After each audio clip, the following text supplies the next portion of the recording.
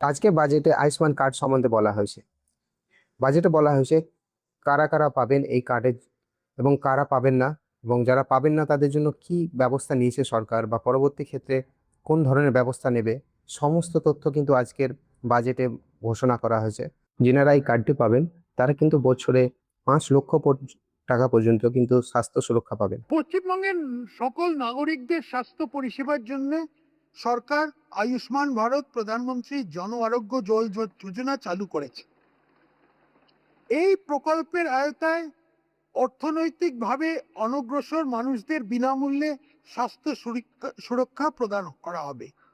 এই প্রকল্পের প্রতিটি উপভোক্তা পরিবার প্রতি বছর 5 লাখ টাকা পর্যন্ত স্বাস্থ্য সুরক্ষার নিশ্চয়তা পাবেন। এই কার্ডটি কারা কারা পাবে, আজকে কিন্তু বাজেটে বলা হয়েছে যে সমস্ত আইসিডিএস কর্মী রয়েছে এবং আশা কর্মী রয়েছে তারা কিন্তু এই কার্ডটি পাবে।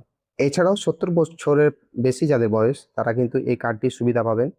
কিন্তু যারা এই কার্ডটি থেকে বঞ্চিত হবেন তাদের জন্য সরকার কি বলেছে আপনি শুনে নিন। যে সমস্ত গরিব মানুষ এই স্কিমের আওতায় আসবেন না, তাদের সিএম রিলিফ ফান্ড থেকে অর্থ সাহায্য করে দেবে। তাহলে বুঝতে পারলেন যে সমস্ত ব্যক্তি এই প্রকল্পের আওতায় আসবেন না তাদের জন্য কিন্তু সরকার একটি নতুন ফান্ড তৈরি করবে এবং তাদের চিকিৎসার ব্যবস্থা করবেন।